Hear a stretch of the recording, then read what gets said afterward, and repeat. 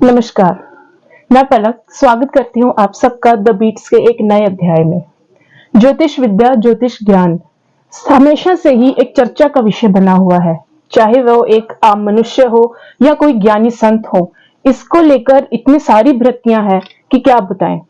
इन सारी भ्रांतियों को, इन सभी अंधविश्वासों को, कुछ कहते हैं कि ज्योतिष विद्या एक अंधविश्वास है, कुछ सोचते हैं कि यह एक विद्या है, कुछ कहते हैं कि ज्योतिष से जुड़कर हम अपने पुराने ग्रंथों, वेदों के साथ जुड़ सकते हैं, तो कुछ समझते हैं कि यह एक विज्ञान है। इन्हीं सारी भ्रांतियों को समाप्त करने के लिए, इसी विषय पर और चर्चा करने के लिए सम्मेलन, जो कि अखिल भारतीय परिविज्ञान ज्योतिष सम्मेलन मोगा शहर में 24 और 25 फरवरी को आयोजित किया जा रहा है, जिसमें कि विश्व भर से ज्योतिष विद्या के ज्ञानी, जैसे कि दिल्ली से श्री डॉक्टर अजय बाम्बी जी और से 250 के करीब ज्योतिष विज्ञानी लोग इसमें सम्मिलित हो रहे हैं। इसी सम्मेलन के बारे में और जानने के लिए, इनके इस सम्मेलन से क्या क्या लाभ होने वाले हैं, इस विषय पे जो लोगों के अंदर भ्रम है या हम बोल सकते हैं कि तरह तरह के विचार हैं, उन सबको शांत किया जा सकता है। इसी बारे में जानने के लिए आज हम आए हुए हैं पंडित श्री अक्षय कुमार जी के साथ, जो कि इस सम्मेलन के आयोजक भी हैं और मोगा शहर के विशिष्ट ज्योतिष आचार्य भी हैं। तो नमस्कार पंडित जी। नमस्कार जी। बहुत बहुत स्वागत है आपका द बीट्स हमारे इस चैनल पे। तो सबसे पहले पंडित जी हमें ये बताइए कि इस सम्मेलन को आयोजित करने का विचार कैसे दिमाग में आया, या ये सभी शुरुआत कैसे हुई इस सम्मेलन के बारे में हमें थोड़ा सा बताइए। एक्चुअली आपने अभी एक लाइन बोली थी, ज्योतिष की भ्रांतियां, या समाज में इसको ढकोसला या अच्छा नहीं माना जाता, या कहते हैं कि एक अनुमानित विद्या है या है भी नहीं है, ये वहम है, फालतू है। तो मैं भी जब स्कूल में पढ़ता था ऐसी विचारधारा रखता था, लेकिन धार्मिक पृष्ठभूमि होने के कारण मुझे अवसर मिला अपने ग्रंथ पढ़ने के, शास्त्र पढ़ने से। फिर धीरे धीरे मेरी वो खुद की भ्रांतियां, जो भ्रम थे मेरे, वो दूर होने शुरू हुए। फिर मैंने सोचा कि ज्योतिष इतना सत्य है, फिर लोग इसके विरोध में क्यों हैं, लोग इसको गलत क्यों कहते हैं। मैंने काफी रिसर्च की, जब मुझे लगा कि ज्योतिष में सत्यता है, तो लोग इसके विपरीत इसलिए है कि ज्योतिष की सत्यता जो सही हो जा ही नहीं रही आगे वो।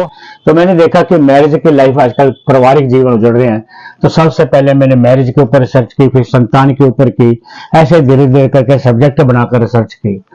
और फिर 1996 में मैंने ज्योतिष का निमंत्रण मिला दिल्ली से, मबलंकर हाल में।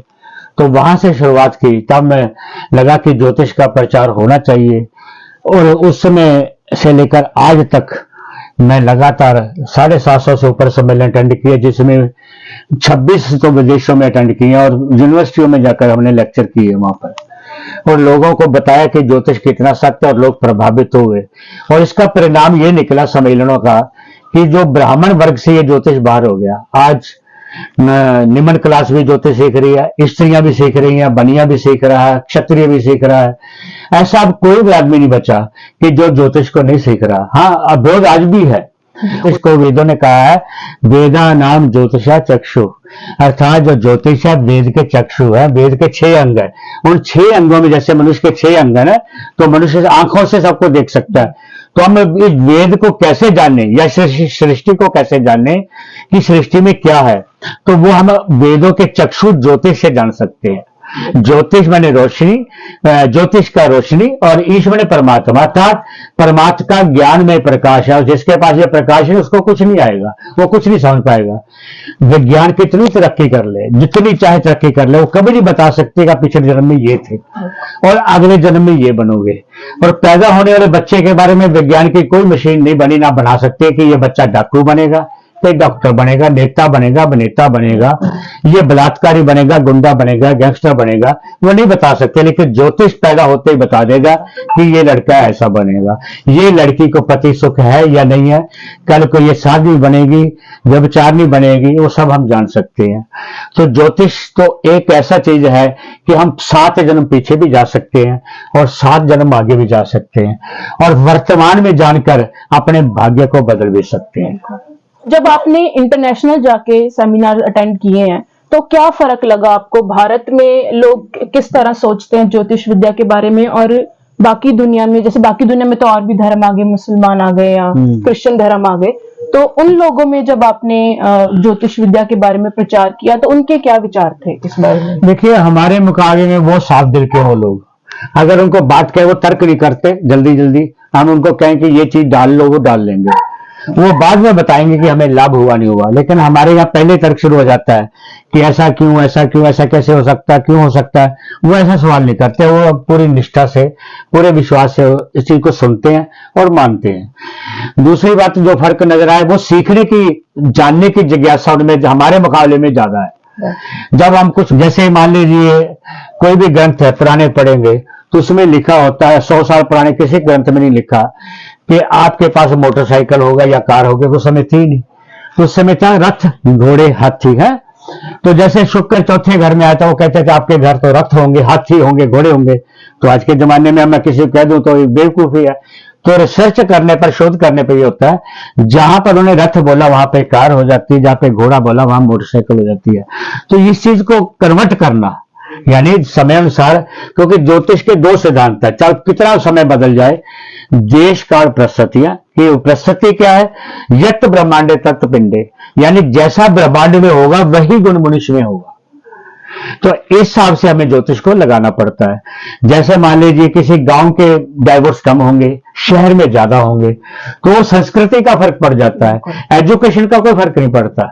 अगर आप कहें कि हिंदुस्तान अंधविश्वासी है तो पढ़े लिखे लोग तो इन चीजों को नहीं मानते, तो उनको क्या होता है, तो आपको मानना पड़ेगा कि जो पढ़े लिखे सबसे ज्यादा यूरोप और पश्चिम देश हमसे ज्यादा पढ़े हैं और सबसे ज्यादा डाइवर्स भी उनके हैं।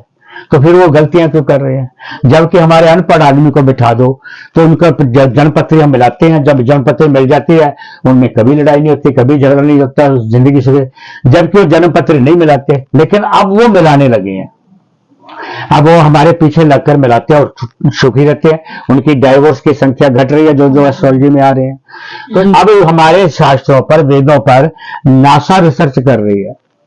1950 के करीब नासा की स्थापना हुई है, कोई बहुत नहीं है।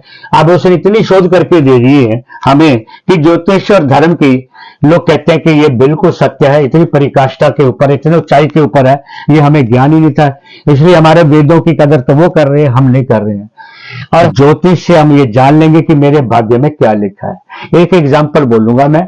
मान लीजिए हमने किसी लड़की की कुंडली देखी पैदा होते कि ये लड़की 2 साल के बाद विधवा हो जाएगी, तो इसका मतलब ये थोड़ा कि शादी नहीं करनी, हमने शादी तो करनी है। आखिर स्त्री का धर्म तो पति धर्म से है। तो अब ज्योतिष से तो हमने जान लिया, जबकि कोई बता नहीं सकता, ठीक जान लिया। अब ज्योतिष में एक जैसे वेदों के 6 अंग, ज्योतिष के 6 अंग है, उसमें एक जगह आता है मेलापक, यानी कुंडली मिलान। अगर हम उस कुंडली का, उस लड़की की शादी, जिस लड़के की आयु 80 साल से ऊपर है, उससे ज्योतिष शास्त्र कहता, मैं नहीं कहता, उससे कर दी जाए तो वो 60 साल तक जिएगा। तो जिसको 2 साल का सुख था वो 58 साल फालतू के यानी कि सुख ले ले, और ज्योतिष से क्या लाभ ले सकता है? पंडित जी ने बहुत अच्छी बात बताई कि नासा भी अब जो हमारे वेदों, शास्त्रों, पुराणों में, या जैसे हनुमान चालीसा में ले लीजिए जो कि आज से सदियों पहले लिखी जा चुकी है, उसमें कुछ जो बातें बताई गई हैं ब्रह्मांड के बारे में, ब्रह्मांड की अलग अलग दूरियों के बारे में, उन सभी चीजों को भी नासा आज, जो कि साइंस अब जिस चीज पर पहुंची है और जो हो चुका सदियों पहले इन सभी वेदों में, उन सबको नासा भी आज वेरीफाई कर रही है। तो शास्त्र, जो ज्योतिष विद्या है, वो अब साइंटिफिक।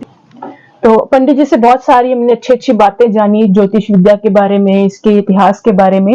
तो आज के लिए हम यहीं रुकते हैं और आपसे बहुत जल्द मिलूंगी इस सम्मेलन में, जो कि हो रहा है 24 और 25 फरवरी को शिवदास केदारनाथ धर्मशाला में, चेंबर रोड, मोगा में। धन्यवाद।